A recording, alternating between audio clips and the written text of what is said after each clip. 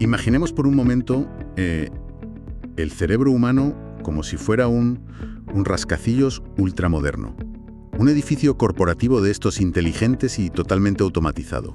De los que tienen la tecnología punta en cada esquina, claro. Exacto. Y durante el día, pues el sistema de seguridad de esta inmensa estructura está operando al máximo nivel de eficiencia. Hay cámaras ópticas escaneando cada rincón, sensores de movimiento calibrados para detectar cualquier cambio. O sea, vigilantes patrullando buscando la más mínima amenaza. Eso es. Es el estado operativo perfecto para funcionar a plena luz del día, para gestionar crisis y tomar decisiones rápidas. Pero claro, el sol se pone. Y por pura lógica de diseño, ese edificio debería cerrar sus puertas, atenuar drásticamente la iluminación y entrar en un modo de mantenimiento silencioso. Pero la realidad es que no pasa eso en absoluto. ¿Qué va?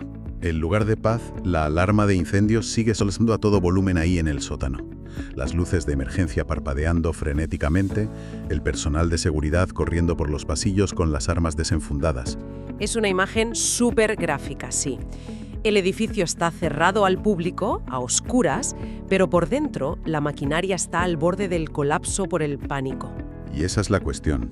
Y la misión de esta inmersión de hoy, tras analizar múltiples fuentes médicas y científicas, es decodificar exactamente cómo desactivar esa alarma. Queremos explorar un protocolo nocturno anticortisol para reequilibrar nuestra biología y permitir que el cerebro, que saque la basura metabólica. Es que esa analogía arquitectónica ilustra con una precisión clínica increíble lo que está ocurriendo a nivel neurológico en millones de personas cada noche. El cuerpo está en la cama, inmóvil, pero bajo la superficie la biología está librando una batalla a vida o muerte. Totalmente. Pero para poder intervenir, supongo que primero hay que entender el cableado, ¿no? Porque esa falsa alarma no surge de la nada. Claro, no es un fallo aleatorio. Viene de un circuito muy específico que es el centro de mando de nuestra supervivencia. Hablamos de lo que clínicamente se conoce como el eje HPA. Que son las siglas de hipotálamo, hipófisis y suprarrenales, ¿verdad? Eso es. Y lo fascinante desde el punto de vista macro es que esto no es un simple botón de encendido y apagado. Es un circuito de comunicación química en cascada. O sea, el hipotálamo, que está en la base del cerebro, funciona como un radar. Un radar que escanea amenazas. Exacto. Escanea tanto a un depredador físico como, digamos, el estrés de una fecha de entrega en el trabajo. Y cuando detecta esa amenaza, libera una hormona, la CRH, que viaja a la hipófisis. Que es una glándula diminuta que está justo debajo. Sí, actúa como un relé de transmisión. Y esta hipófisis suelta otra señal, la ACTH, que viaja por el torrente sanguíneo hasta las glándulas suprarrenales, encima de los riñones. Y la orden final es inundar el cuerpo de cortisol. Ya, y aquí creo que es vital hacer un inciso y desmitificar el pobre cortisol, porque lo hemos demonizado muchísimo. Se le llama la hormona del estrés como si fuera un villano tóxico. Totalmente, y es un error de concepto brutal. Claro, porque evolutivamente es nuestra hormona de supervivencia. Yo siempre lo veo como el motor de arranque de un coche. Sin esa chispa de ignición inicial, es fisiológicamente imposible salir de la cama con energía. Es que dependemos de él. La fisiología humana se basa en un mecanismo clínico que llamamos el CAR, la respuesta del cortisol al despertar. Una persona sana, al abrir los ojos, sus niveles en sangre deben dispararse y situarse entre los 5 y los 25 microgramos por decilitro en los primeros 30 minutos. Madre mía, una subida drástica entonces. Sí, es el pico que moviliza la glucosa hacia el cerebro y los músculos. Pero, y aquí está la clave del diseño evolutivo, esa curva tiene que caer progresivamente. Al final de la tarde, la biología dicta que esos niveles deben desplomarse a menos de 10 microgramos por decilitros. Menos de 10, o sea, ese es el umbral de seguridad para que entren las hormonas del descanso. Exacto. Si no bajamos de 10, es imposible cederle el control al sistema de reparación. Y ahí es donde nuestro rascacielos falla estrepitosamente. El enigma que vemos hoy en día es ¿por qué si estamos agotados tras 15 horas sin parar, la mente no se apaga al tocar la almohada? Porque sufrimos de un ritmo invertido. Es un hipercortisolismo funcional. O sea, el tejido muscular está pidiendo auxilio, pero la corteza prefrontal sigue operando a 1000 revoluciones.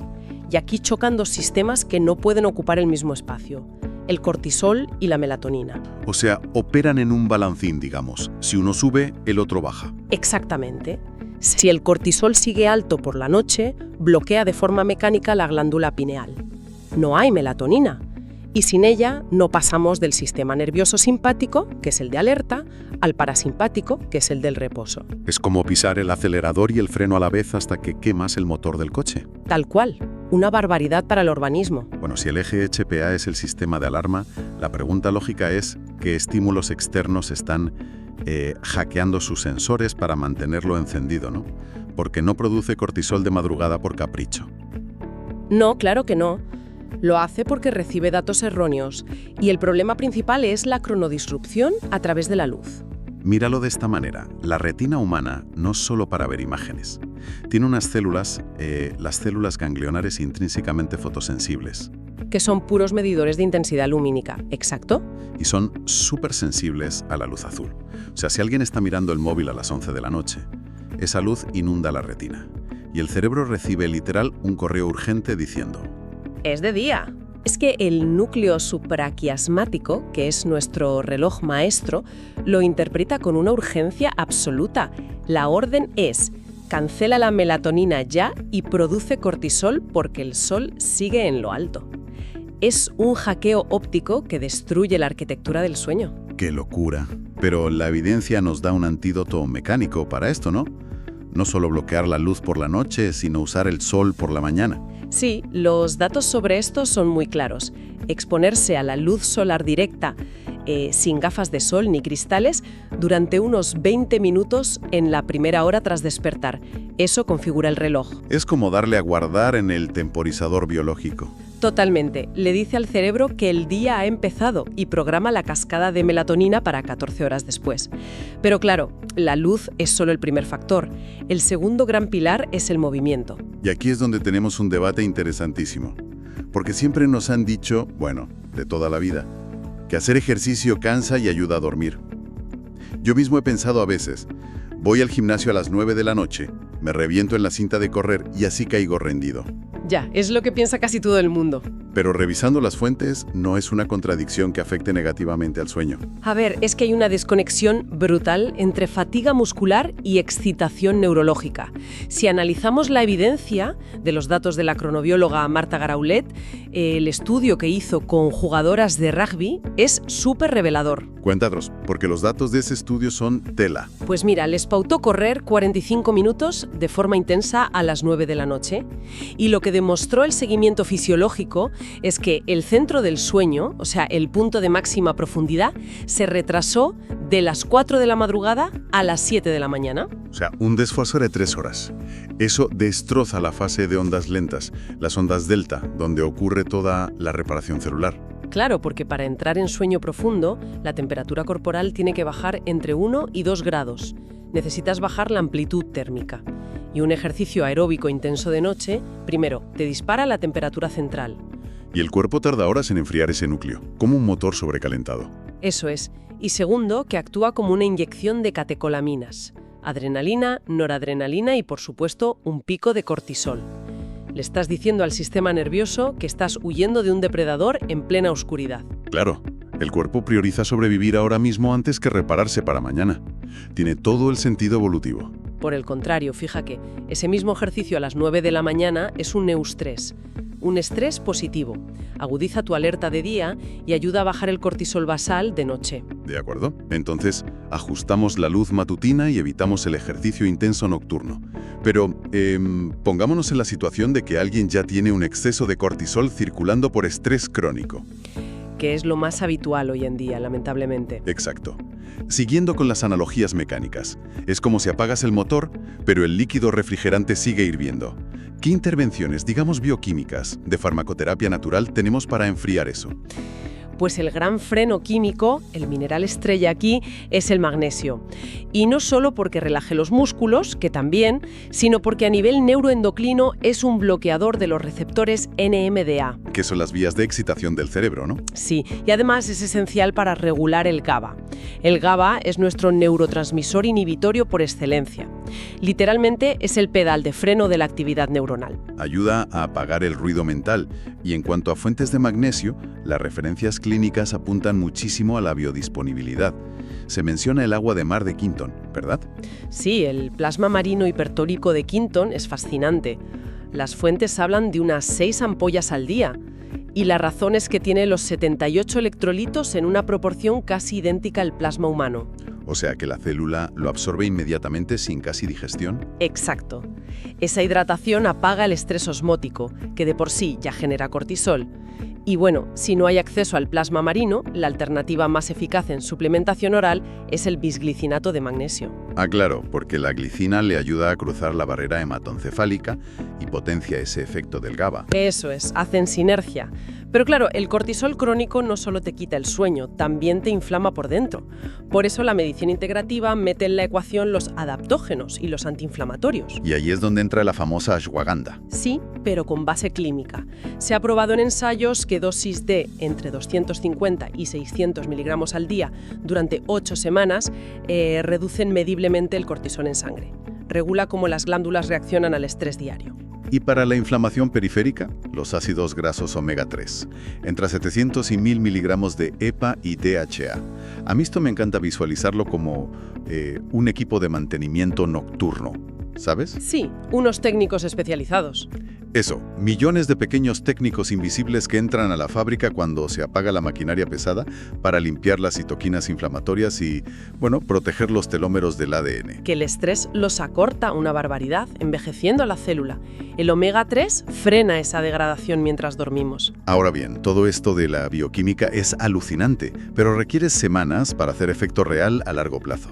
Sí, no es magia de un día para otro, requiere consistencia. Lo cual nos lleva a la pregunta del millón. Si alguien que nos escucha está esta misma noche mirando al techo, con el corazón a 1000 por hora, ¿existe un código de desactivación manual inmediato? ¿Un botón de apagado para el sistema nervioso en cuestión de segundos? Sí que existe, sí. Y el acceso a ese interruptor está en el control del nervio vago a través del abdomen. Explícanos esto porque me parece clave. A ver, el nervio vago es el gran puente anatómico entre el cuerpo y el hipotálamo. Y lo crucial aquí, y esto es un cambio de paradigma brutal, es que el 80% de sus fibras son ascendentes. O sea que recogen información del cuerpo y la envían al cerebro, y no al revés. Exacto. Le informan al cerebro si el entorno es seguro o no. Si tienes una respiración superficial, confinada al pecho. Le estás diciendo al cerebro, corre que viene un león. Literalmente. Y el cerebro sigue bombeando cortisol, da igual lo cansado que estés. Para invertir esto hay que masajear mecánicamente las terminaciones del nervio vago, expandiendo el abdomen. Y el protocolo estrella aquí es la técnica 478 del Dr. Andrew Weil. Esa proporción respiratoria es famosísima.